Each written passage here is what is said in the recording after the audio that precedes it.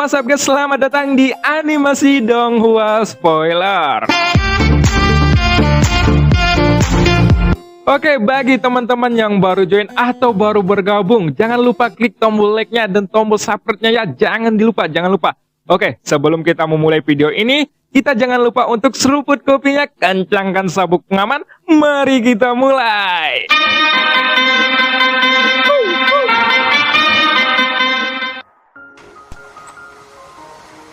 Pada episode sebelumnya diceritakan, Yushi akhirnya akan meletakkan 4 avatar abadinya. Namun pada saat ini, Xion masih terus mundur.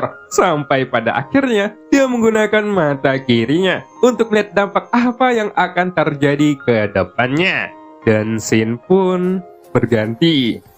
Setelah itu, kabut darah pun membentuk pusaran dan mulai menghancurkan cahaya keemasan yang dipancarkan dari tubuh Xiaoyan. Lalu, di antara alis Xiaoyan, cahaya keemasan pun tiba-tiba berkedip, dan Xiaoyan pun dengan cepat membakar energi kehidupan serta darah dari tubuh roh Yuan Shen untuk membuat pertahanan.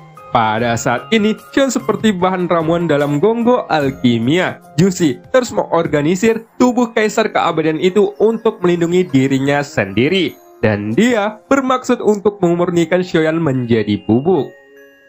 Kemudian, kabut darah pun menelan cahaya keemasan yang ada di permukaan tubuh Xiaoyan. Cahaya keemasan yang memancar dari tubuh Xiaoyan itu diciptakan oleh energi dan darah dari tubuh roh Yuan Shen. Dan cahaya keemasan itu pun segera bertahap dilenyapkan. Ketika melihat adegan ini, mata Xion pun sedikit terkonsentrasi. Dan pada saat dia melihat cahaya keemasan yang berangsur-angsur memudar, Xion pun kembali mengeluarkan seteguk darah emas tanpa ragu-ragu. Dan akhirnya, salah satu dari 3 tanda emas yang diam-diam melintas di antara alisnya secara bertahap menjadi redup.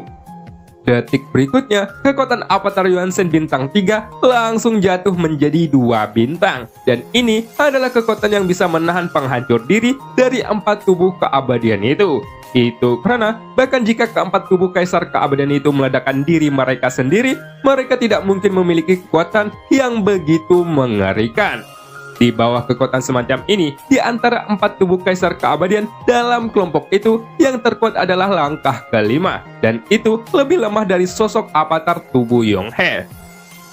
Akan tetapi, tubuh avatar terlemah juga dapat mencapainya. Pada langkah ketiga, kekuatan gabungan dari 4 tubuh avatar ini tidak bisa diremehkan. Setidaknya, terhadap langkah ke-6 dan langkah ke-7, adapun langkah ke-8 yang meledakkan diri saat ini, bukan tidak mungkin bagi Xiaoyan untuk mati dengan sangat mudah. Perlawanan semacam ini sebenarnya tidak akan bertahan lama. Itu hanya meledakkan diri. Jika Xion bisa melawannya, dia akan mengurangi dampak cedera. Dan jika tidak bisa melawannya, itu akan menghancurkan tubuh serta jiwanya. Bahkan, jika kekuatan Xion terlihat sangat mengerikan, energi darah dan umur panjang yang telah membakar tubuh roh Yuan Shen masih sulit untuk menahan kabut darah itu. Segera, wajah Xion pun tiba-tiba tersenyum dengan gila. Dan cahaya keemasan yang meluap dari tubuhnya menghilang dengan kecepatan yang sangat menghancurkan. Dan saat ini, penghancuran diri itu hanya bisa dilawan menggunakan kekuatan tubuh fisik. Tidak hanya untuk tubuh roh Yuan Shen-nya, tetapi vitalitas Xion sendiri juga menghilang dengan cepat. Akan tetapi, sosok Xion masih tersadar karena ada vitalitas yang sepanjang waktu berkumpul menuju dirinya.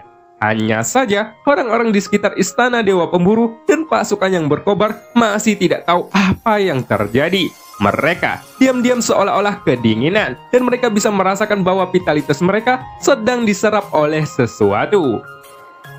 Meski tidak banyak, mereka masih terkejut karena ada yang mati tanpa tahu penyebabnya. Api abadi milik Xion ini secara alami tidak membiarkan Zhenxiang dan vitalitasnya juga diserap tanpa terkecuali. Hanya saja Zhenxiang dapat menemukan tanda api abadi di tubuhnya. Bahkan jika aku menggunakan energi pedang untuk mengusir semua tanda ini, kamu masih bisa mengambil keuntungan dari kehidupan semua orang untuk dirimu sendiri. Cara seperti itu sangat mengerikan, gumam Zhenxiang.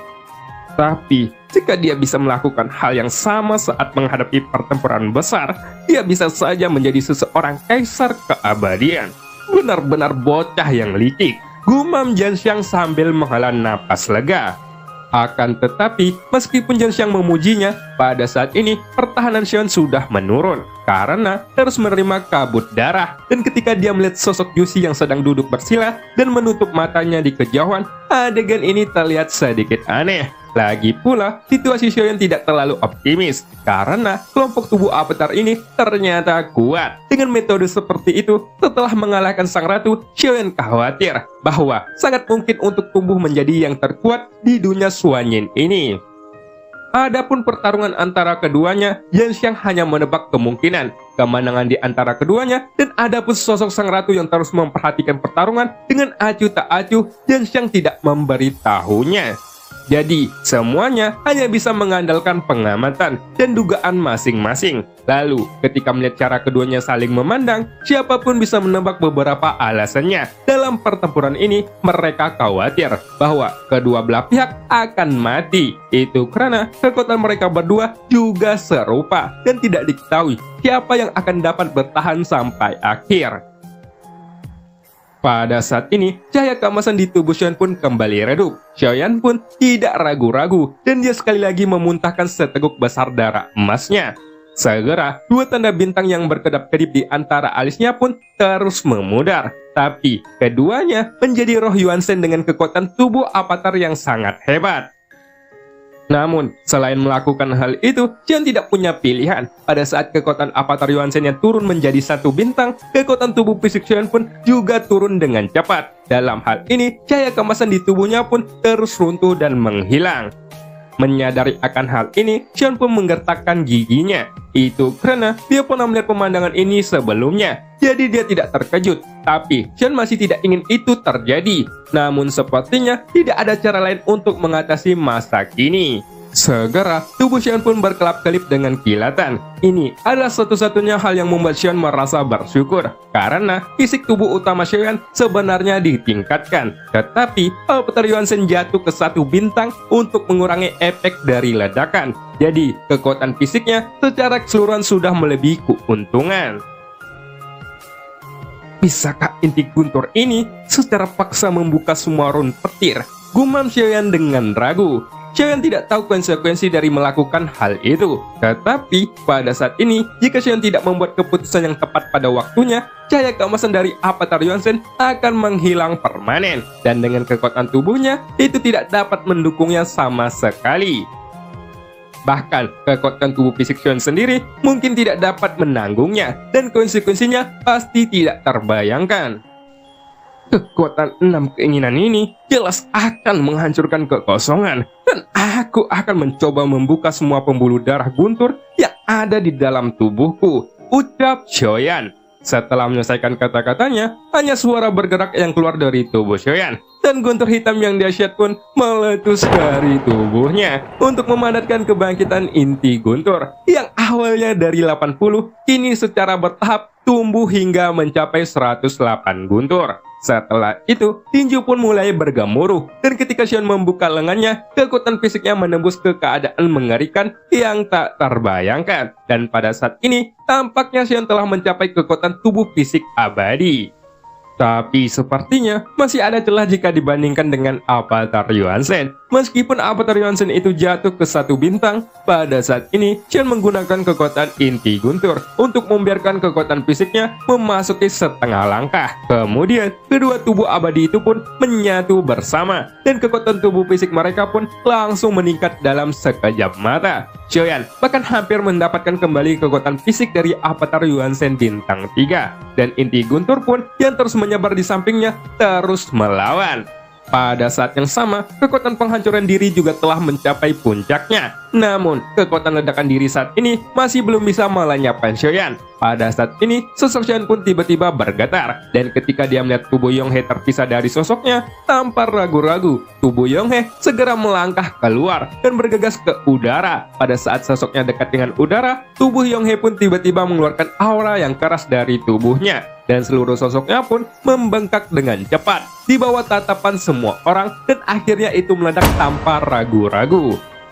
Daging dan darahnya pun hampir tidak tahan dengan kekuatan ledakan diri itu, dan beberapa tubuh avatar itu juga berubah menjadi kabut darah. Semua orang sedikit bingung pada saat menonton adegan ini. tubuh Yonghe ternyata tidak bergegas menuju sosok Yusi, tapi itu bergegas ke kehampaan yang tidak memiliki apapun untuk melindungi dirinya sendiri. Semua orang tidak mengerti, bahkan jika Jianxiang tertegun dan dia juga dibuat bingung. Sampai pada saat penghancuran diri, tubuh Yonghe mengeluarkan suara bergerak dari udara. Cahaya serta bayangan yang tersembunyi di kehampaan pun muncul dari kabut darah karena penghancuran diri tubuh Yonghe.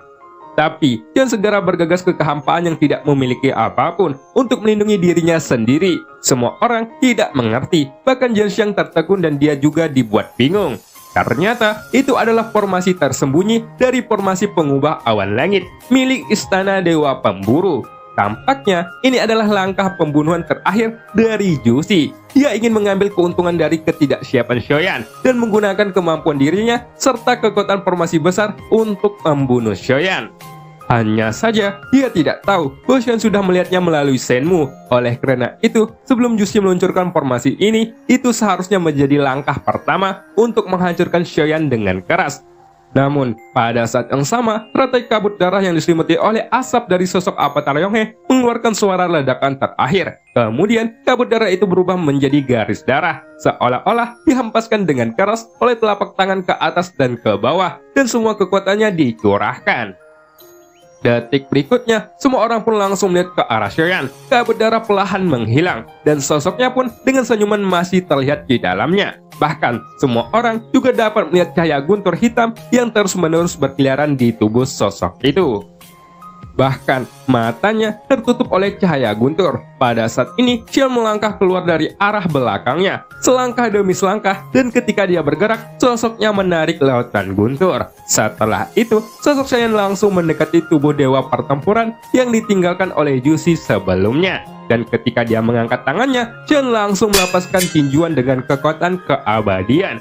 Kemudian, terlihat bahwa tubuh dewa pertempuran itu sama sekali bukan lawan Shoyan. Dan tanpa kekuatan untuk melawan, sosok itu pun langsung dibombardir dan dibunuh oleh Shoyan dalam sekejap mata. Setelah itu, dengan menjentikan jari, seberkas api membakar daging dan jiwa tubuh avatar ini menjadi abu. Baru saat itulah, mata Xion perlahan beralih pada sosok Jusi yang tengah duduk bersila di ujung. Di sisi lain, sosok Jusi yang duduk bersila tidak bergerak sama sekali. Semua tubuh avatarnya sudah terbunuh, dan sekarang hanya wajah tersenyum dari Jusi yang tersisa. Selama Xion dimusnahkan saat ini, Jusi akan memenangkan pertempuran. Bocah ini benar-benar bertahan hidup, dan 4 penghancuran diri dari tubuh Kaisar Keabadian mampu dia tahan dengan paksa, ucap Jianxiang dengan sangat kagum. Ketika Jianxiang melihat Xion yang berdiri di kehampaan dengan tubuhnya yang diselimuti oleh guntur hitam, ada cahaya keemasan di matanya. Meskipun Jianxiang tidak pernah terlalu optimis terhadap Xion, sudut mulutnya sedikit terangkat ketika dia melihat kondisi Xion saat ini. Bahkan, terlihat ada senyum di wajah Jianxiang setelah pertempuran. Kini, Jianxiang mengubah pandangannya tentang Shoyan, dan dia juga sepenuhnya setuju dengan kekuatan Shoyan. Itulah sebabnya dia mengungkapkan emosi seperti itu. Akan tetapi, pada saat Jianxiang menoleh untuk melihat sosok sang ratu yang berada di atas tata tanduk naga, dia menemukan bahwa tidak ada senyuman di wajah sang ratu, dan ekspresinya bahkan sedikit serius. Namun, pada saat suara Jianxiang belum sepenuhnya jatuh, kilatan guntur di tubuh Shoyan tiba-tiba mengamuk, dan garis-garis guntur hitam pun terus mengalir keluar dari tubuhnya. Guntur hitam itu seperti rebung yang keluar dari dalam tanah, itu menembus tubuh yang penuh dengan energi. Dan seluruh tubuhnya pun tampak hancur karena tertutup rapat. Guntur hitam itu menyemburkan beberapa suapan darah, dan pada saat yang sama, vitalitas yang tak terhitung jumlahnya pun menyelimuti Shoyan, yang saat ini tidak berani bergerak. Segera, api hitam dari telapak kaki Shoyan pun bangkit dan berubah menjadi teratai api. Itu menutupi sosok Shoyan di dalamnya. Dalam teratai api ini, sosok Shoyan mulai bergerak. Dan tanpa ragu-ragu, dia langsung melesat ke arah kehampaan yang jauh, berubah menjadi kilatan panjang, lalu menghilang. Dan meskipun sosoknya lumpuh dalam api abadi yang berubah menjadi teratai api, Shoyan masih mampu untuk menstabilkan tubuhnya yang akan runtuh. Untungnya, dia mendapatkan tubuh avatar Yuansen. Jika tidak, Xion pasti tidak akan mampu menahan kekuatan dari inti guntur ini. Membuka paksa 108 run inti guntur sudah cukup untuk membuat Shoyan meledak. Xiaoyan juga berhasil bertahan dari semua serangan yang dikendalikan oleh Jushi, tetapi dia juga terluka parah. Tapi akhir cerita ini hampir terlihat mirip dengan apa yang dilihat Xiaoyan dalam Shenmue, dengan vitalitas yang terus mengalir dari segala arah, dan seseorang pun segera menyadari ada sesuatu yang tidak beres. Pihak Istana Dewa Pemburu sudah mencari alasannya, tetapi pasukan yang berkobar tidak gelisah, dan bahkan mereka mengambil inisiatif untuk mengirim vitalitas, sehingga vitalitas ini mengalir ke arah Xiaoyan secara terus-menerus. Yan Xiang pun juga dapat merasakan vitalitas agung yang muncul dari sosok Xiaoyan, dan dari pasukan yang berkobar yang tidak memiliki keluhan itu, bahkan jika Sang Ratu tidak memerintahkan mereka, mereka tahu segalanya yang ada di depannya. Lagi pula, mereka semuanya adalah pasukan milik Sang Ratu. Tidak ada orang idiot di sini. Tetapi, itu adalah sepotong hati dan jantung. Itu merupakan hati yang penuh vitalitas yang terus-menerus diserap oleh tubuh Xiaoyan. Tetapi, pada saat vitalitas dituangkan ke dalam tubuh Xiaoyan, itu kembali dihancurkan. Pada saat ini, yang perlu diperbaiki bukanlah tubuh fisik Xiaoyan, melainkan 108 run guntur yang dibuka dengan paksa. Untuk dapat melihat pertempuran yang luar biasa dan untuk memblokir energi pedang yang sudah di tingkat puncak, aku akan memberikannya kepadamu, ucap Yan Xiang.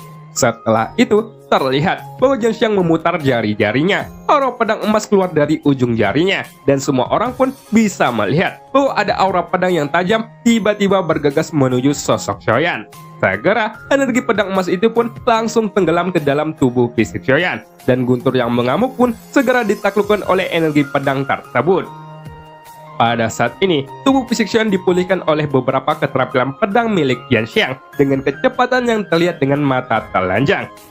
Dan itu terbukti dengan sendirinya bahwa Xiaoyan benar-benar terbantu. Adapun sosok Sang Ratu, dia tidak menghentikannya, tapi dia juga tidak memberi bantuan kepada Xiaoyan. Dia hanya memperhatikan Xiaoyan dengan diam, karena saat ini run ke-108 dari inti gunturnya dibuka secara paksa, dan tidak mungkin untuk dihilangkan begitu saja. Jadi, satu-satunya cara yang dapat dilakukan Xiaoyan sekarang adalah mengambil kesempatan ini untuk membiarkan tubuhnya menahan 108 run inti guntur. Jika run inti guntur ini benar-benar dapat dibuka sepenuhnya, itu berarti tubuh Xiaoyan sudah dapat menembus keabadian setengah langkah. Kemudian, untuk benar-benar menerobos menjadi tubuh abadi, energi Xiaoyan jauh dari cukup saat ini. Dan sekarang, dia bisa membuat tubuhnya sendiri menerobos setengah langkah menuju tubuh abadi. Itu juga merupakan terobosan besar bagi Xiaoyan. Jika dirinya tidak bisa menerobos saat ini, maka tubuh Xiaoyan akan benar-benar hilang. Jadi, Xiaoyan tidak punya jalan keluar dan dia harus menerobos dengan paksa. Jika tidak, tubuh fisiknya pasti akan dihancurkan, dan api abadi akan membutuhkan waktu yang sangat lama untuk memulihkannya kembali. Tampaknya aku sudah kehabisan waktu, jadi aku harus melakukan terobosan, ucap Xiaoyan yang mulai menegukkan hatinya. Terakhir kali, Xiaoyan mampu menyerang dalam waktu yang sangat singkat adalah karena serangan vitalitasnya. Xiaoyan juga dapat terlahir kembali dari nirwana dengan bantuan api abadi. Namun kali ini berbeda dengan peningkatan kekuatan tubuh fisiknya. Akan dibutuhkan waktu ratusan tahun atau bahkan ribuan tahun agar api abadi dapat membentuk kembali tubuh fisiknya. Xiaoyan terus saja tidak bisa menunggu selama itu, dan dia juga tidak ingin menunggu. Bahkan, baginya sekarang, ini adalah kesempatan terbaik untuk melakukan terobosan pada tubuh fisiknya. Tetapi, jika dia ingin menerobos, dia membutuhkan lebih banyak vitalitas. Saat ini, vitalitas yang ada di dalam tubuh Xiaoyan memanglah sudah sangat cukup kuat. Itu karena masih ada pihak Istana Dewa Pemburu dan pasukan yang berkobar. Selama mereka tidak pergi, maka tidak akan ada masalah. Jadi, meskipun Sang Ratu tidak membantu, vitalitas serangan dari pasukan yang berkobar adalah bantuan terbesar bagi Xiaoyan saat ini. Tentu saja, ini juga metode Xiaoyan sendiri dan tidak dihitung sebagai bantuan. Sang Ratu juga sudah menyetujui keinginan Jushi. Oleh karena itu, sebelum akhir pertempuran ini, dia tidak akan bergerak dan Xiaoyan tidak menaruh seluruh perhatiannya pada sosok Sang Ratu. Itu karena pertempuran ini belum benar-benar berakhir dan sosok Jushi masih ada. Jadi, Xiaoyan masih perlu menyingkirkan musuhnya itu. Tapi, Xiaoyan tidak berniat menghancurkan seluruh kehidupannya. Dalam pertempuran ini, Xion melihat bakat dari sang pemimpin istana dewa pemburu itu. Bagaimanapun juga, dia tercipta dari jiwa sang dewa tertinggi. Ditambah dengan kultivasinya sendiri, meskipun kekuatannya sedikit lebih lemah, bakatnya tidak perlu dipertanyakan lagi. Dan cerita pun berakhir. Sampai jumpa di episode selanjutnya. Membeli tilam sambil naik skuter. Selamat malam, Om Ganteng.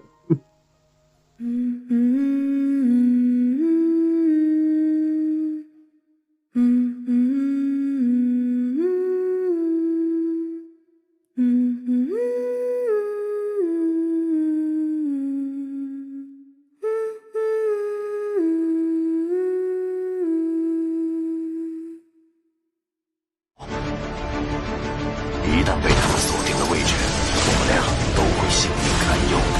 所有的隐忍，是为了这一天。我已经等待了太久。